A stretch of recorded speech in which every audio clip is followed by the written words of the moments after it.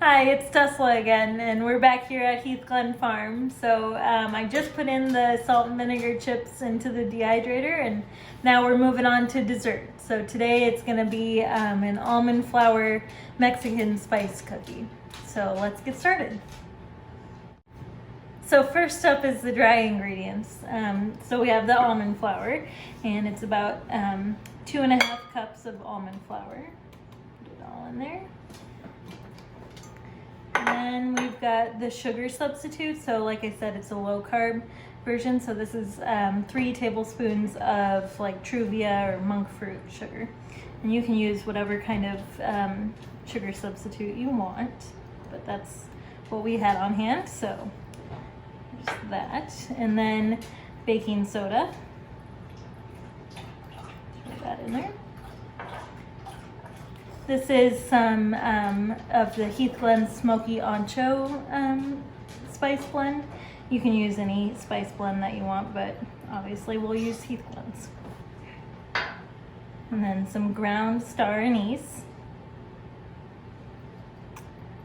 Love the way that smells. And then a little bit of salt. So you just give that a stir. Sit up here with a whisk.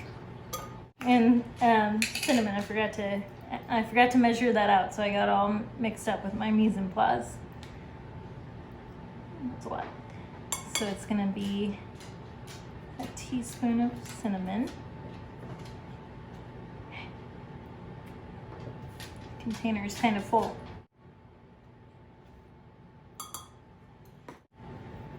So then you just mix that all together.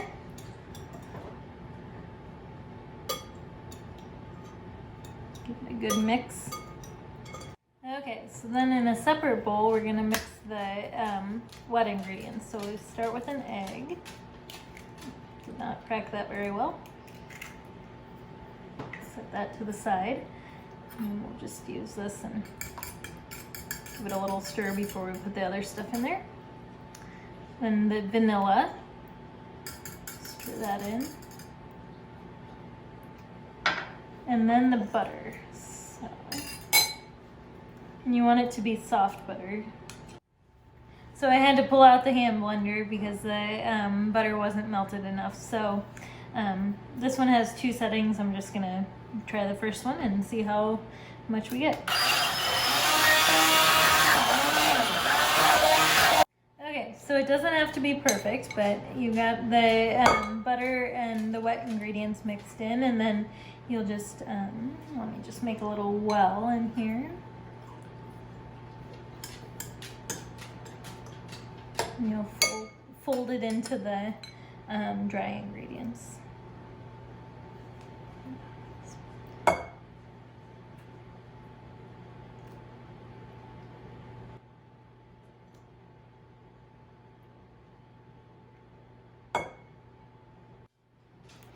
Okay, so we've got it all mixed together here. I pulled in my mom to help me mix it together. So we just used our hands and a fork, but you can use a blender too, or a hand mixer if that works better for you. So then we've got our trusty scoop here, and we'll just fill it up. Doesn't have to be too perfect. And we're gonna put it on a baking sheet lined with parchment paper. The parchment paper just kind of helps to keep it so that it's not stuck to the baking sheet, and so that it's easier to clean up. And then I've got the oven set for 350. It's preheating behind me there.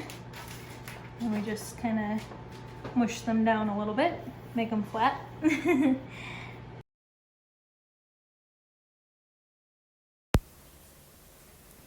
Okay, so now I'm just sprinkling a little bit of the chipotle spice over the top.